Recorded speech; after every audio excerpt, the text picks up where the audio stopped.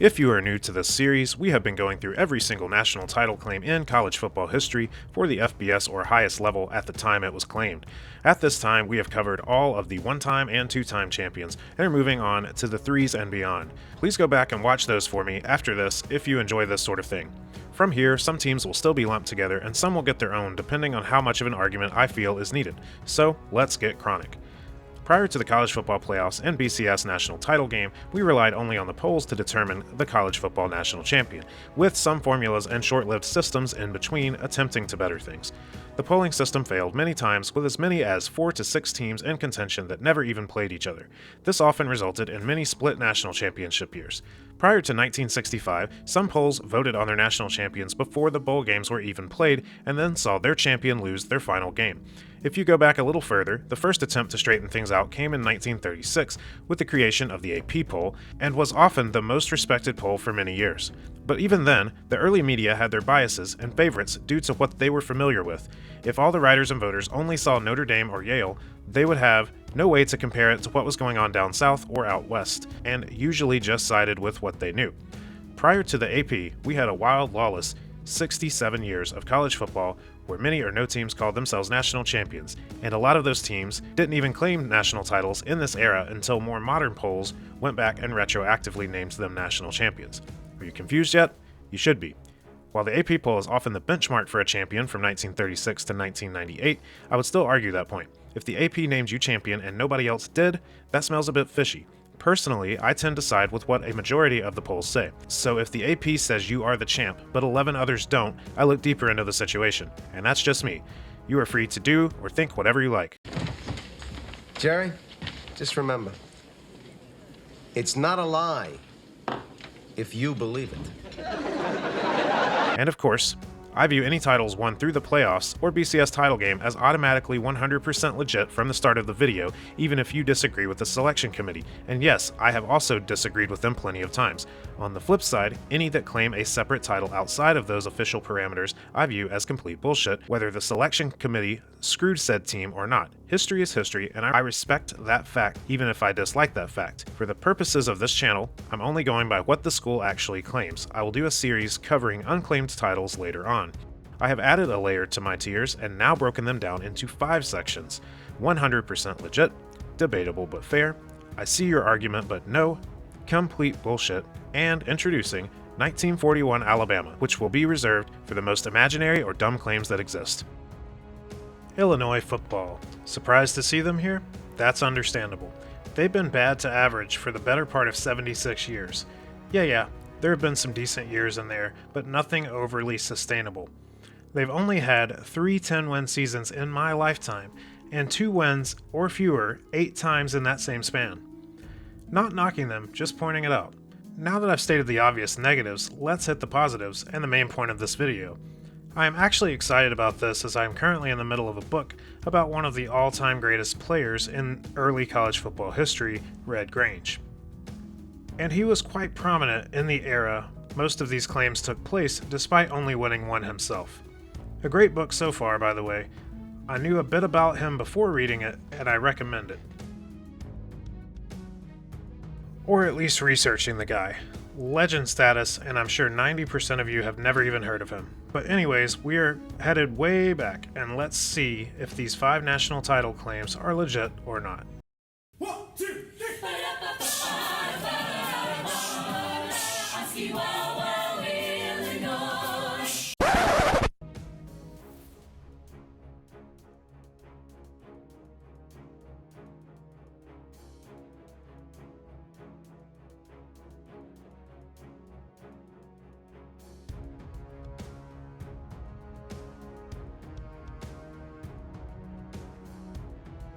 Four of these claims come under the guidance of College Football Hall of Famer Robert Zuppke, who was in his second season at the helm in 1914. And a reminder as always, we are in the pre-polling era until the mid-1930s, so judging strength of schedule or any sort of hypothetical rankings are discretionary.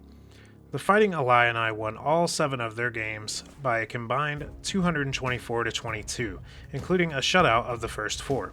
Now, while Game 1 was against a high school, this was common in the early days of the sport, though by 1914 not as much. but it still did happen. Illinois was retroactively named national champion by the Billingsley Report and co-national champion by Park H. Davis, who at this point has become a running joke on this channel, not exactly because he was completely dumb, but more because of his indecisiveness and tendency to favor his teams, such as ones he coached, and would often throw a team in there that no other selector did just to be difficult. He picked co-champions 28 times in the 64 years he made picks, and these sometimes included 3 teams. Let's put it this way. When Davis RSVP'd to a wedding, he selected the beef and the fish, and then didn't show up to the wedding at all. What a real knucklehead. Anyway, Illinois claims this title alongside Army and Auburn, and well, Auburn is the reason I started this series, so we've definitely discussed this one already. Please check that out if you haven't already. Auburn didn't even claim this title until the Great Exaggeration of 2025, and I found the claim to be complete bullshit, and I'm sure most of you do as well. The Tigers went 8-0-1 and were named champions by 0 of the NCAA designated major selectors of the time, and retroactively by 1 of 23 others in the year 2000. And it's not even a reputable one, just a flawed power rating by some guy. Where were we? Ah yes, down to Army and Illinois. Now I haven't done the Army video yet, so I don't want to go too deep into this debate. And this next part is all speculation, but Army struggled a bit more than Illinois, and some researchers suggest that Illinois could have won a matchup with Army by 30. But there's really no way of knowing that, and I personally don't want to play that game in this situation because you just never know. Strange things can happen any given Saturday, and that is true to this day. Since we're down to the 2 most recognized champions of 1914, and there is really no separation outside of the hypothetical, I'm going with 100% legit split. If there was a 3rd or 4th team, I'd figure out something, but I can live with a shared title here. 1919 is not going to make this easy. The Illini beat Purdue and Iowa before falling 14-10 to Wisconsin. They would win out from there to finish 6-1. Nearly every game of the season was tight, with all but one game being decided by 10 points or less. Billingsley and Boand gave Illinois the title nod, while the CFRA, Davis, and Sagarin named them co-champions. Centre, Texas A&M, and Harvard also claimed this title. I've covered the former 2 teams in a previous video, so go check those out for deeper context. I called both Centre and Texas A&M debatable but fair, using the same research I mentioned in the previous year, and this is hypothetical, remember. Harvard defeated 6 teams that would have been in the top 40, and Illinois defeated 0. On top of all of that, there's even a few teams that could and should make a case for 1919 that don't, but we'll get there in another series. I personally see Illinois below all 3 of the others claiming a title this season, even if you may devalue Centre as a non-traditional power. I wanted to go a little harsher, but I won't. I see your argument, but no. The bottom line is the loss to Wisconsin happened, and while the Midwest and Eastern voters of the time liked to devalue the rest of the country and prop up their own, it's just as possible that the competition Centre and A&M beat were just as good, and they had no losses and 2 and 3 more games respectively. The 1923 team finally saw the arrival of Red Grange at halfback, who was now a senior. And I won't go into how amazing he was in this video, maybe he will get his own video down the line, but just understand, he was a megastar and made this team. I mean, people from other fan bases would turn up just to see him play, not unlike Michael Jordan. Illinois went 8-0 with key wins over Nebraska 24-7, Iowa 9-6, and Chicago 7-0. The Fighting Illini won over a majority of the voters at the time and retroactively. Even Park H. Davis named them sole champions for a change. California, Michigan, and Cornell also claimed this one. I haven't covered those first 2 yet at the time of this writing, but I did cover Cornell and called their claim 100% legit. The Big Red were 8-0 and played a good schedule. Illinois in 1923 draws a lot of similarities to Cornell and is generally seen just as even to most. And while it didn't hurt, I don't think Grange's aura influenced many championship votes. They will have to be 100% legit also. Not to give anything away for future videos, but Cal had a bad tie and Michigan had 2 fluke wins. You can speculate on what I'll do with those for now, but I will have Cornell and Illinois as my only 2 splitting the 100% category this season. Only a few years later, in 1927, we have the 4th claim. They shut out Bradley and Butler before tying Iowa State 12-12. Those Cyclones went on to finish 4-3-1.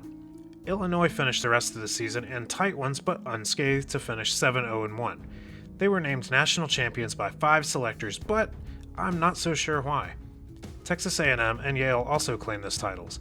In my Aggies video, I said their claim was debatable but fair, as their lone tie with TCU was, forgivable. Yale had a loss, but it was to a 9-1 Georgia team, an unclaimed national championship team. Look, we could go down this path forever, but let's not. My opinion, based on all the research, is that Yale's loss and A&M's tie were both a better result than Illinois' tie to an arguably much weaker opponent. They also had a poor showing, 7-6, over a Northwestern team, not that it matters that much. A win is a win, but we're splitting hairs here. This is really a tough call, but I have the 1927 team as, I see your argument, but no. And I'm going against those 5 selectors. If I'm Illinois, I'm leaving this one unclaimed because it doesn't at all feel deserved. With Supke now gone, Illinois was under the leadership of Ray Alott. I think that's how you say that. Maybe it's Elliott. If someone knows, please comment. But anyway, I would describe him as not such a great coach with a few sprinkled in good seasons. He had 9 losing seasons in his 18 seasons in Champaign, and an overall record of 83, 73, and 11. However, in 1951, he produced a solid squad. The team began the year ranked number 10 after finishing 13th in 1950. The Illini got out to a hot 7-0 start with key wins over number 20 Washington 27-20 and number 15 Michigan 7-0 to rise to number 2 themselves. From there, they suffered a 0-0 tie at Ohio State, who finished 4-3-2, before disposing of the rest of their foes to finish 9-0-1. Illinois finished number 3 in the coaches poll and number 4 in the AP. They were named co-champions only by the Bohan system. Tennessee and Michigan State also claim a national championship this season, and a 4th really should also, and who I would call 100% legit, but more on them another time. I've yet to cover the Vols or Spartans, but I'll tell you one was 10-1 and the other was 9-0. For me, and feel free to disagree, Illinois is not even in the conversation for a 1951 national title claim. They had a bad tie, and having one system pick you as co-champion is weak, and it seems that most agree that they would be somewhere around the 4th place team, and could accept this if those other 3 teams simply did not exist. This claim is bullshit. After just finishing Miami's 5 very legit claims, this one feels like a bit of a bummer. I personally see a 2-time champion, but hey, whatever. You guys let me know.